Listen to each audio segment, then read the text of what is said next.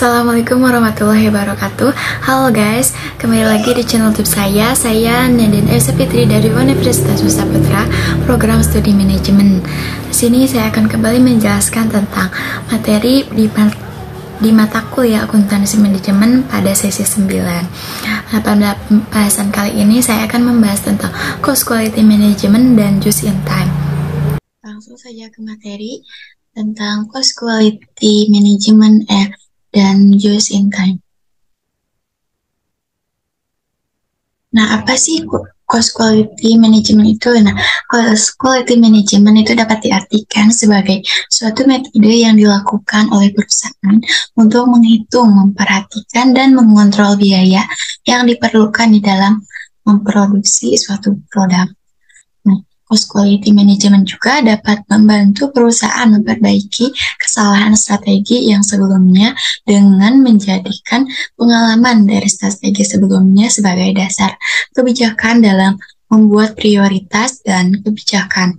Nah, tanpa adanya panduan dan kebijakan yang tepat, maka perusahaan akan kembali melakukan kesalahan yang sama dengan sebelumnya.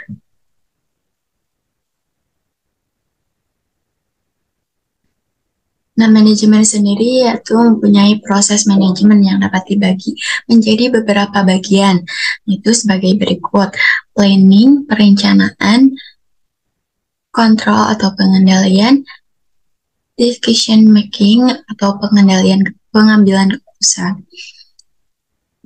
Nah, planning atau perencanaan itu merupakan kegiatan manajerial yang meliputi perumusan tindakan secara terperinci di mana termasuk dan mengidentifikasi metode untuk mencapai tujuan tersebut. Nah, sedangkan controlling atau pengendalian adalah kegiatan manajerial memantau implementasi terencana dan mengambil tindakan korektif sesuai kebutuhan.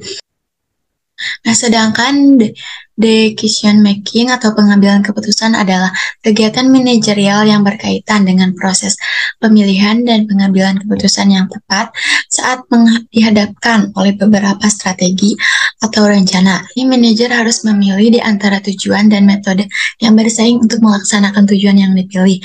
Kecermatan dalam membuat keputusan menjadi sangat penting karena hanya satu dari banyak rencana yang bersaing yang dapat dipilih. Sedangkan akuntansi manajemen itu terbagi menjadi 3. Perencanaan, evaluasi, monitoring, dan operasional kontrol. Nah, dalam perencanaan akuntansi manajemen itu berfungsi untuk menentukan produk yang diproduksi, menentukan spesifikasi dan minimum kualitas dari produk tersebut, serta menentukan jumlah produksi. Evaluasi dan monitoring yaitu melakukan evaluasi terhadap setiap produk, serta sistem produksi, menentukan peran tanggung jawab manajer di dalam perusahaan. Sedangkan operasional kontrol untuk mengetahui secara persis setiap tahap dari produksinya, termasuk beban kerja, permasalahan, dan informasi lainnya yang dianggap penting untuk menjamin kelancaran produksi. Nah, termasuk juga menyiapkan informasi yang diperlukan bagi manajer untuk mengambil keputusan.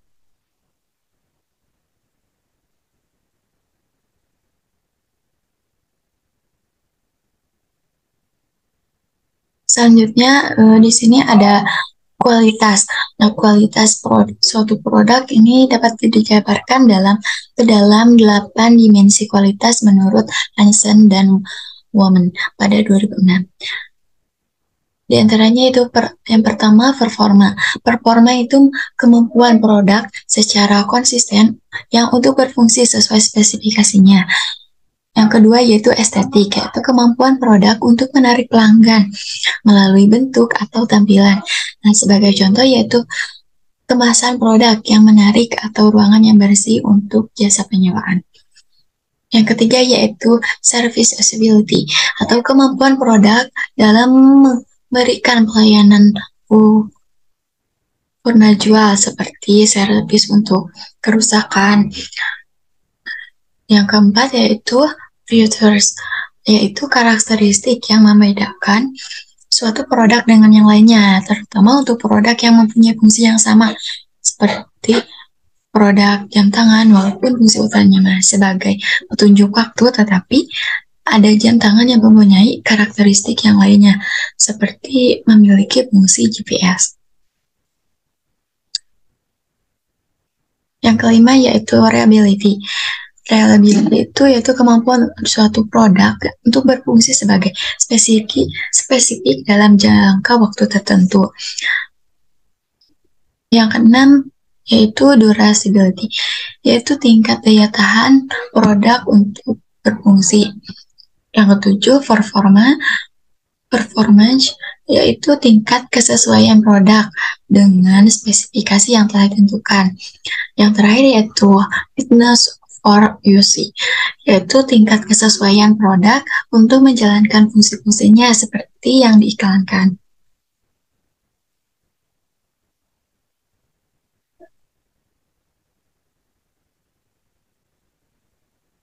Selanjutnya di sini cost behavior. Cost behavior ini digunakan untuk melihat fungsi biaya, baik dari bagian modal dalam memproduksi produk dan fungsinya sebagai bagian dari inventory.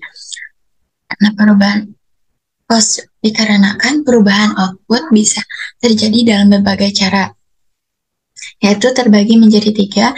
Yang pertama, fixed cost, yaitu fixed ini dapat diartikan sebagai biaya tetap, yaitu biaya yang tidak mengalami perubahan. Saat terjadi perubahan, terdapat permintaan produk selama jumlah kenaikan atau penurunan produk tersebut masih dalam kapasitas yang ditetapkan. Nah, yang kedua itu variable cost. Nah, variable cost ini kebalikan dari fixed cost. Variable cost ini adalah biaya yang mengalami perubahan apabila terjadi perubahan permintaan. Nah, baik itu permintaannya bersifat naik atau turun. Nah, yang terakhir yaitu fixed cost. Nah, fixed cost ini yaitu gabungan dari yang terakhir yaitu mixed cost. Nah, mixed cost ini yaitu gabungan dari fixed cost dan variable cost. Nah, biaya ini mengalami perubahan seiring terjadinya perubahan permintaan, tetapi terdapat menghitung komponen fixed cost.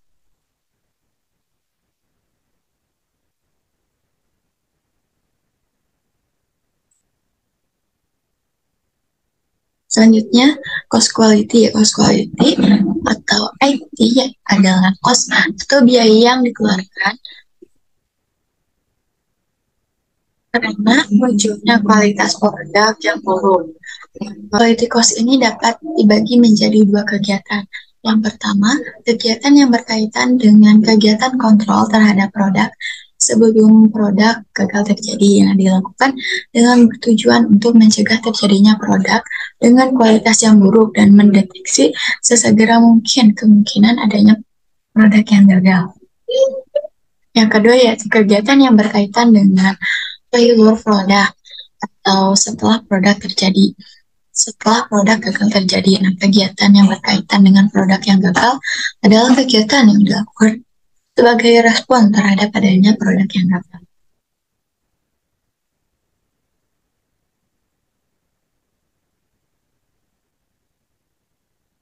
Selanjutnya, cost quality itu tadi secara garis besar dapat dikategorikan dalam 4 kategori menurut Einstein Moment, yaitu biaya pencegahan, biaya penilaian, biaya kegagalan internal, dan biaya kegagalan eksternal.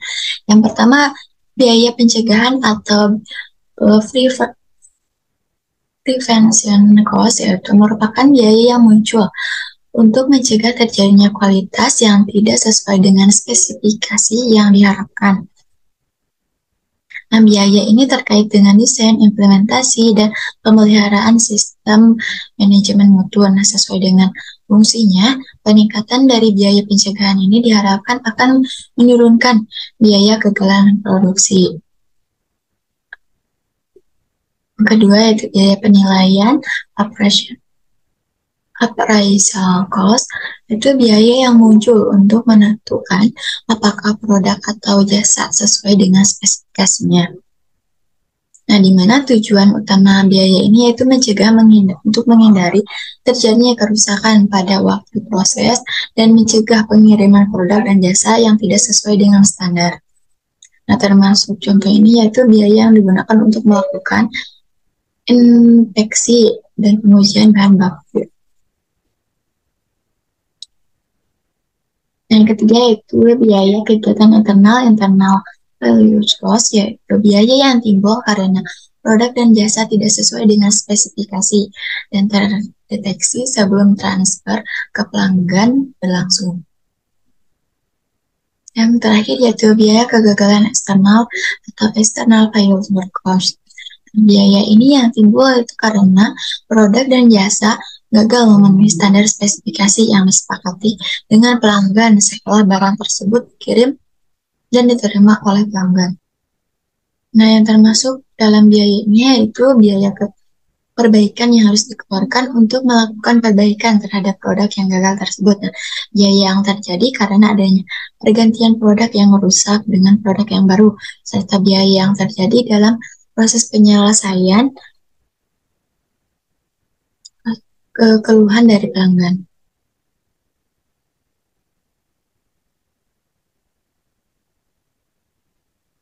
Selanjutnya, quality cost report. Ya, quality cost report ini berperan sangat penting sebagai sumber referensi untuk program perbaikan serta evaluasi dari suatu perusahaan.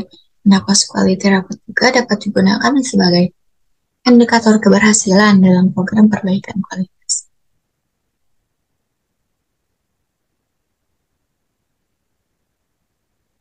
Cost quality juga dapat dibandingkan dengan ukuran-ukuran lain. Nah, sebagai berikut yaitu yang pertama ada cost quality yang dibandingkan dengan actual sales atau persentase biaya kualitas total terhadap nilai penjualan. Yang kedua dibandingkan juga dengan keuntungan atau persentase biaya kualitas total terhadap nilai keuntungan. Nah, rasio antara kualitas quality dan profit dapat dijadikan petunjuk kualitas dari program perbaikan yang sedang direncanakan.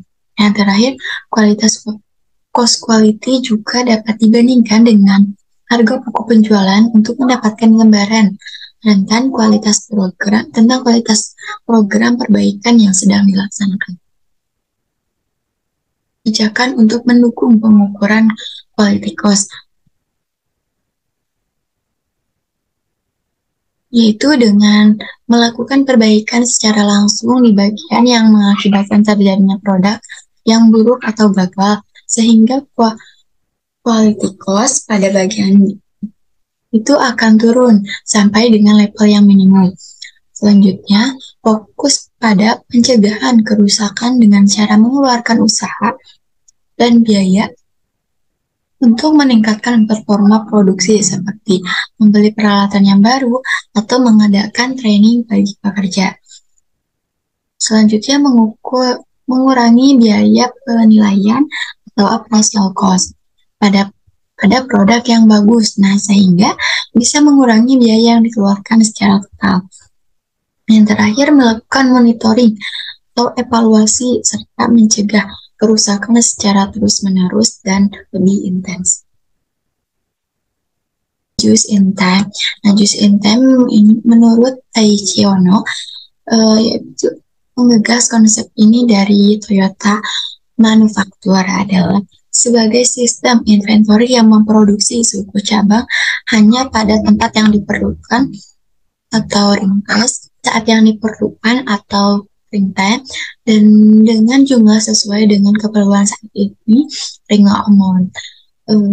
Selanjutnya, secara umum, just in time ini dapat diartikan sebagai sistem manajemen fabrikasi dan persediaan konversi di mana bahan baku dan berbagai suku cabang dibeli dan diproduksi pada saat diproduksi dan pada waktu akan digunakan dalam setiap tahap produksi atau fabrikasi. Nah, tujuan dari just in time ini itu secara umum untuk mengurangi pemborosan biaya dengan cara memaksimalkan mungkin memotong biaya yang tidak diperlukan, terutama biaya yang terjadi oleh kegiatan logistik atau penyediaan. Nah, tujuan dari Just in Time ini bisa dibagi menjadi 9 bagian.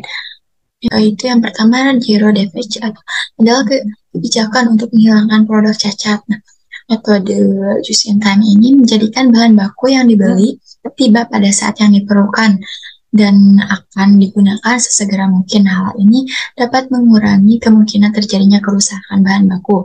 Karena dalam hal ini, bahan baku tidak perlu disimpan dalam waktu yang lama. Kebersihan menghilangkan produk yang cacat tidak hanya dapat meningkatkan produktivitas juga, tapi dapat mendapatkan keuntungan bagi perusahaan.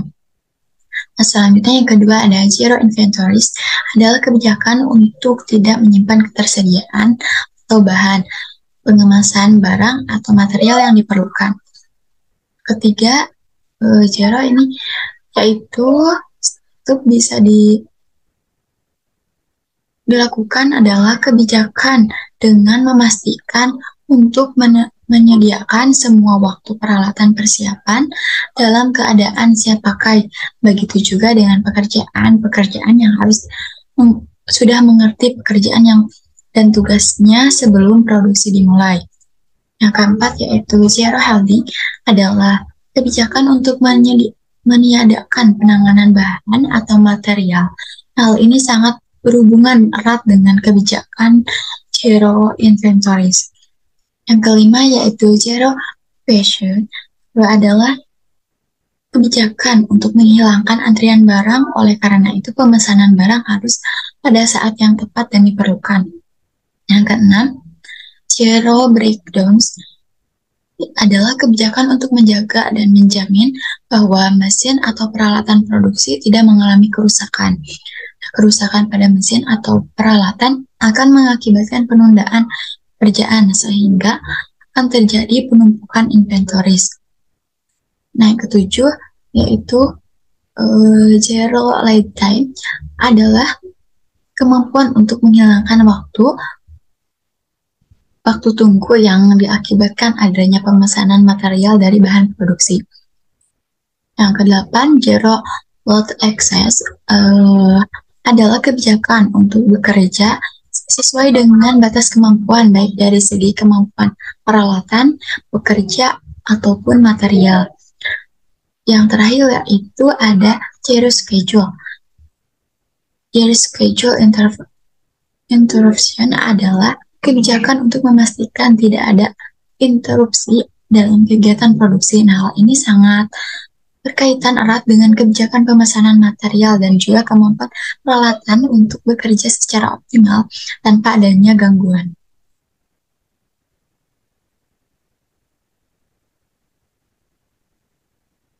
Elemen dari Just in Time ini yaitu mengerti dan memahami dengan baik mata rantai value chain dari sebuah produksi, bekerja sama dengan semua pihak yang terlibat dengan proses produksi, menghargai setiap orang atau personal yang terlibat dalam proses logistik akan melibatkan banyak personal, menyederhanakan atau simplifikasi proses produksi. Sistem JUS ini menekankan pada penyederhanaan aktivitas pada lini produksi, menjaga kualitas produk di setiap lini produksi, melaksanakan program peningkatan improvement secara terus-menerus, dan mempunyai dan menyediakan juga tujuan jangka panjang long-term perspektif. Karakteristik pada Just in Time ini yaitu menekankan zero stock atau menjaga jumlah ketersediaan seminimum mungkin, tetap berfokus dan menjaga kualitas produk.